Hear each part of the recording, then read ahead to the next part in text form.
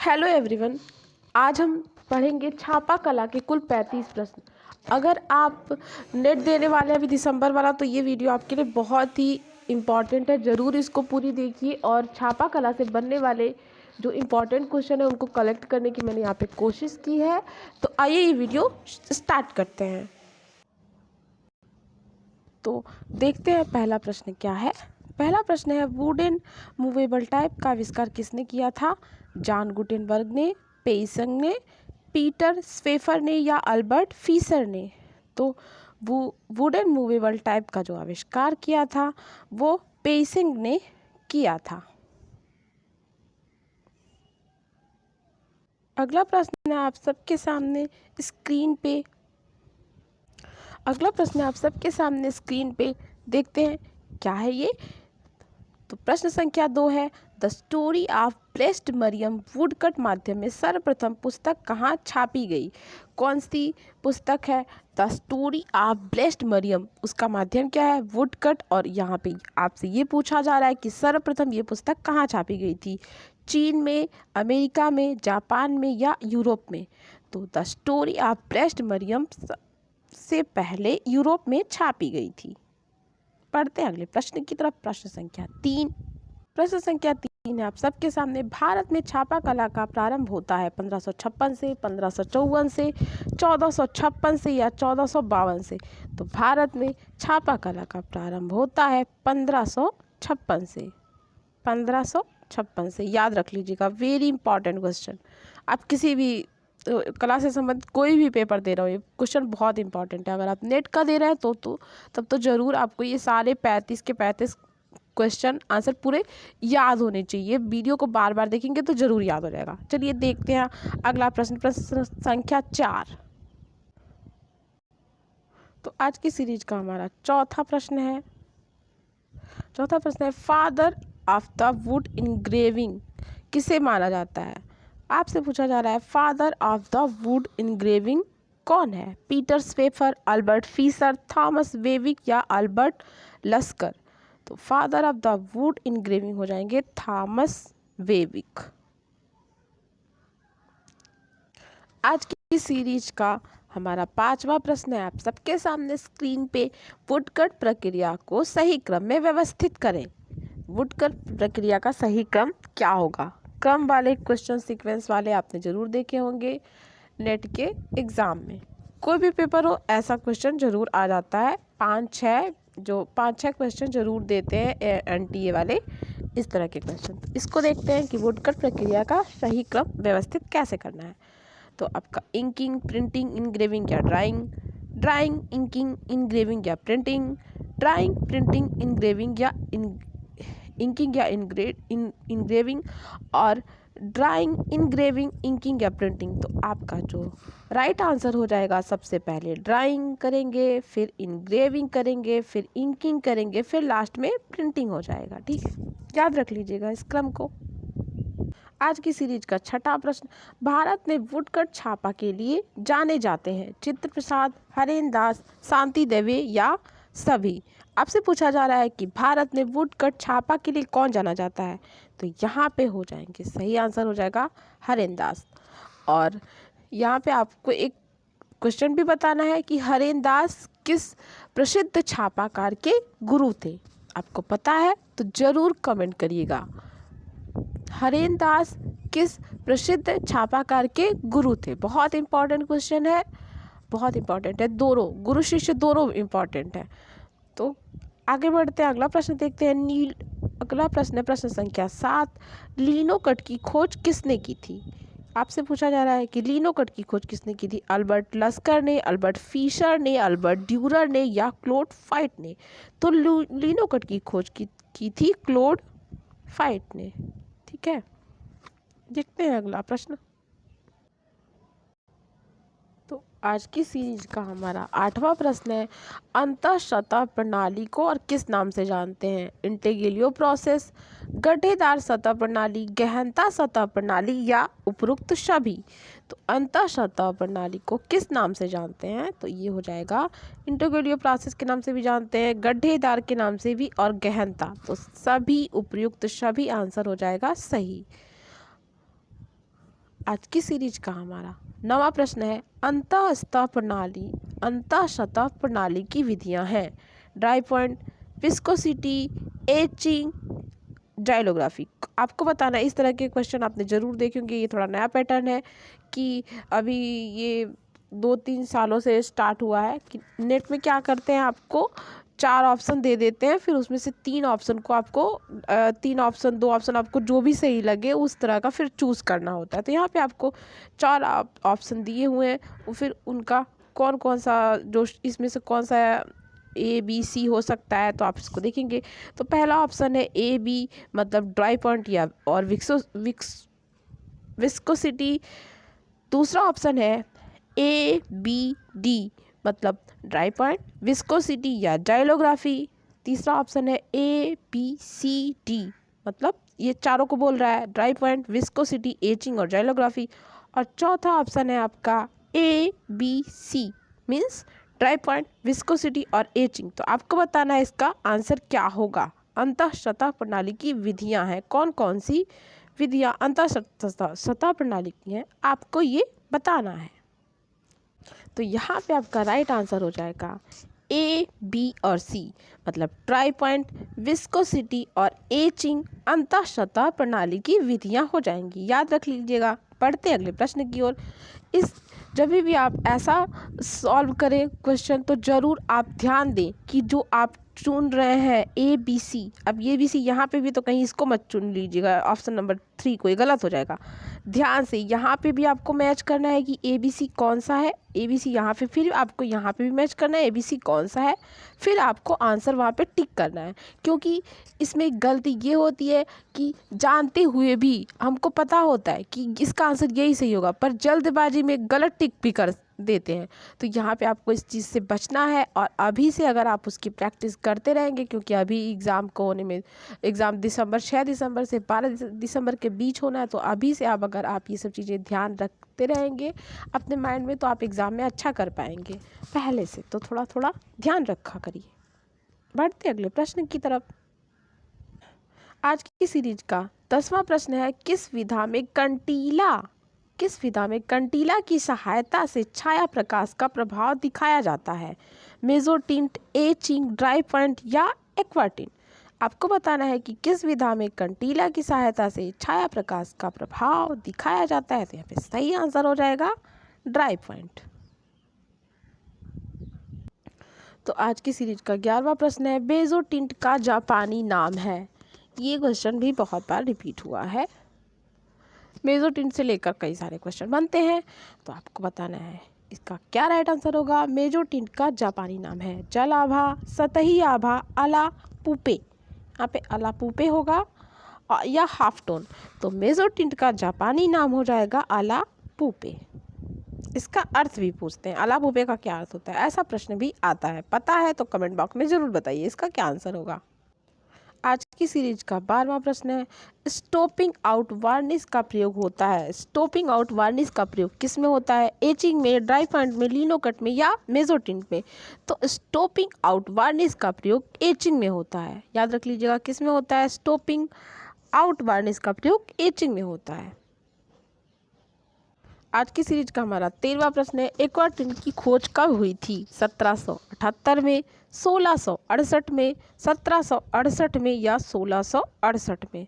तो यहाँ पे आपका एक्वाटिंट की खोज कब हुई थी, आंसर हो जाएगा 1768। याद रखिएगा, कभी कभी आपको एग्ज़ाम में भी बहुत सिमिलर ऑप्शन मिलते हैं, बहुत सिमिलर, तो वहाँ पे आपको करेक्ट आंसर अगर पता है, और कभी आप डेट वेट में अगर आपकी कन्फ्यूजन होती है तो पक्का आप गलती करेंगे। तो यहाँ पे जो डेट वाली चीज़ें होती हैं उनको एकदम से अपना क्लियर करके रखना चाहिए, क्योंकि इसमें आप अगर आपको क्लियर है तो पक्के नंबर बन जाते हैं। 1768 अगर आपको एकदम से याद है तो आप लगा देंगे, नहीं तो फिर अगर थोड़ी सी भी कन्फ्यूजन होगी तो आप गलत ऑप्शन चूज़ कर देंगे। तो इस बात का याद रखिएगा कि जो डेट वाले क्वेश्चन है, जो भी आपको इम्पॉर्टेंट लगते हैं और जो आए हुए हैं उनको ज़रूर याद कर लीजिए, जैसे DOB वगैरह होती है। पढ़ते हैं अगले प्रश्न की तरफ। प्रश्न संख्या 14 देखते हैं। तो आज की सीरीज का हमारा 14वां प्रश्न है, विभिन्न प्रकार के रोलरों का प्रयोग किया जाता है। विस्कोसिटी में, सयंता में या चिपचिपाहट में।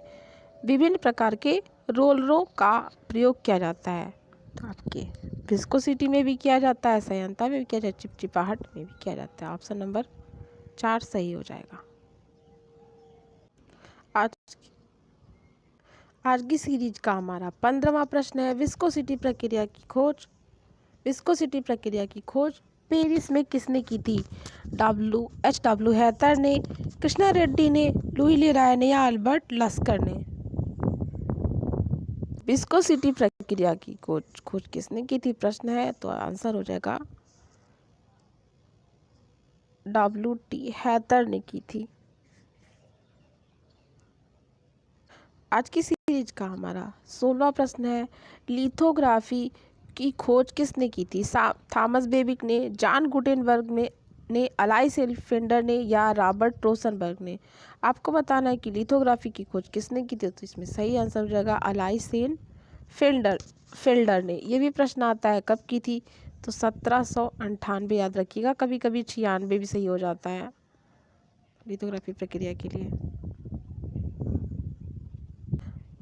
छापा कला की सीरीज का हमारा 17वां प्रश्न है, लिथोग्राफी में पत्थर तैयार करने के लिए इनमें से एक शब्द का प्रयोग किया जाता है, वो कौन सा शब्द है? Cleaning the stone, graver a sketch, finishing the sketch या ग्रेनिंग द स्टोन? तो लिथोग्राफी में पत्थर तैयार करने के लिए जो शब्द का प्रयोग किया जाता है वो है ग्रेनिंग द स्टोन। ठीक है, इसको याद भी रखिएगा, जब आप इसका क्रम अगर कभी पूछता है, तो कभी लिथोग्राफी का क्रम पूछेगा तो सबसे पहले यही आएगा, ग्रेनिंग द स्टोन। तो यहाँ पे आप ये भी याद रख सकते हैं, इससे आपका क्वेश्चन भी शुरू मतलब सही हो सकता है। पढ़ते हैं अगले प्रश्न की तरफ, देखते हैं प्रश्न संख्या 18। आज की सीरीज का हमारा 18वां प्रश्न है, लेविगेटर का प्रयोग किस विधि में होता है? लेविगेटर का प्रयोग किस विधि में होता है? ऑफसेट में, सेरीग्राफी में, लिथोग्राफी में या लिनोकट में? तो लेविगेटर का प्रयोग जो होता है लिथोग्राफी में होता है। आज की सीरीज का हमारा 19वां प्रश्न है, लिथोग्राफी का नामकरण किसने किया? H. बैक्स ने, जूल्स चैरेट ने, अलाइसेल्फेंडर ने या D. बैक्स ने? तो लिथोग्राफी का नामकरण जो किया था वो H. बैक्स ने किया था। खोज किसने की थी? अलाइसेल्फेंडर ने की थी। देखते हैं आज की सीरीज का हमारा 20वां प्रश्न जो है, ऑफसेट प्रिंटिंग प्रक्रिया को सही क्रम में व्यवस्थित करें। सबसे पहले फीडिंग, डंपिंग, डिलीवरी, इंकिंग। पहला ऑप्शन है। दूसरा ऑप्शन हो जाएगा फीडिंग, डंपिंग, इंकिंग, डिलीवरी। तीसरा ऑप्शन हो जाएगा डिलीवरी, इंकिंग, डंपिंग, फीडिंग। चौथा ऑप्शन हो जाएगा इंकिंग, फीडिंग, डंपिंग या डिलीवरी। तो यहाँ पर आपका ऑप्शन नंबर 2 सही हो जाएगा। सबसे पहले फीडिंग करेंगे, फिर डंपिंग करेंगे, फिर इंकिंग करेंगे, फिर डिलीवरी। ठीक है, बढ़ते हैं अगले प्रश्न की तरफ। आज की सीरीज का हमारा 21वां प्रश्न है आप सबके सामने, ऑफसेट प्रिंटिंग कितने यूनिटों से होकर गुजरती है? 4, 3, 5 या 6? तो ऑफसेट प्रिंटिंग जो है वो 5 यूनिटों से होकर गुजरती है। आज की सीरीज का देखते हैं 22वां प्रश्न। अगर आप अभी तक वीडियो में बने हुए हैं तो प्लीज़ चैनल को लाइक कर दीजिए, वीडियो को लाइक कर दीजिएगा, चैनल को सब्सक्राइब कर दीजिएगा।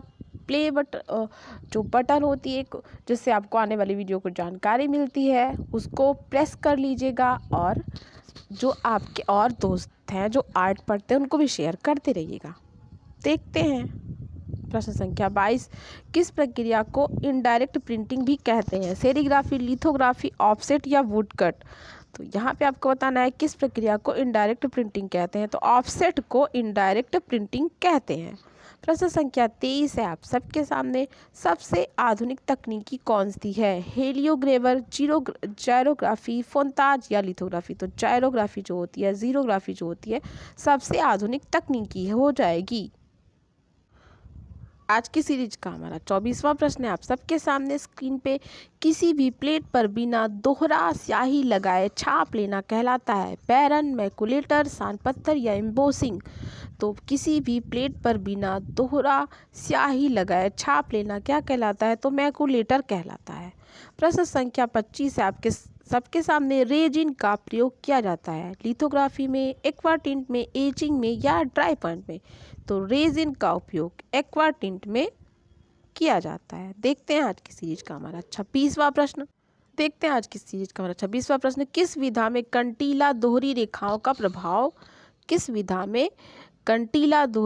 का प्रभाव दिखाई देता है? एचिंग में, ड्राई पॉइंट में, मेसोटिंट में या लिथोग्राफी में या मेसोटिंट में?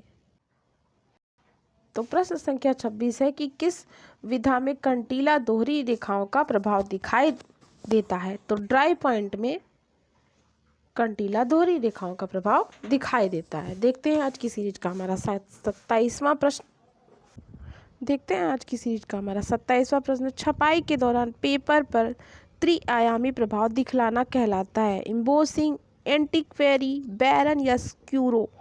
तो छपाई के दौरान पेपर पर त्रिआयामी प्रभाव दिखलाना इम्बोसिंग कहलाता है। आज की सीरीज का हमारा 28वां प्रश्न है, छापा कला का आरंभ होता है किससे? प्रस्तर से, लकड़ी से, धातु से या सभी से? तो छापा कला का आरंभ जो हुआ था वो लकड़ी से हुआ था। आपने पढ़ा होगा वुडकट की खोज सबसे पहले हम लोग पढ़ते हैं, क्रम में भी देखते हैं तो 200 एडी या 220 एडी आप पढ़ते होंगे। उसके लिए वुडकट के लिए तो वहीं से आप ये क्वेश्चन सही कर सकते हैं कि छापा कला का प्रारंभ कहाँ से होता है? तो लकड़ी से होता, मतलब वुडकट से हुआ था तो वहीं से, इसलिए आंसर सही हो जाएगा। अगला देखते हैं प्रश्न संख्या 29, फॉन्ट एवं फेजेस का संबंध निम्न में से किससे है? पोर्ट्रेट पेंटिंग से, ब्रॉन्ज कास्टिंग से, टाइपोग्राफी से या सिरेमिक ग्लेजिंग से? तो फॉन्ट और फेजेस का जो संबंध होता है वो टाइपोग्राफी से होता है।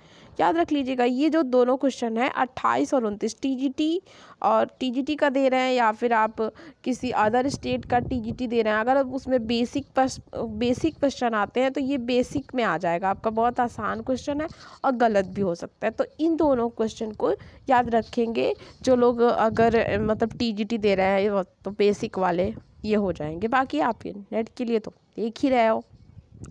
देखते हैं आज की सीरीज का हमारा 30वां प्रश्न।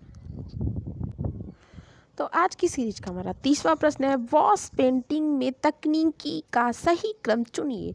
सोकिंग, माउंटिंग, ड्राइंग, कलरिंग या माउंटिंग, सोकिंग, कलरिंग, ड्राइंग या ड्राइंग, माउंटिंग, सोकिंग, कलरिंग या चौथा ऑप्शन हो जाएगा ड्राइंग, सोकिंग, माउंटिंग, कलरिंग। आपको बताना है इसमें से क्या सही होगा।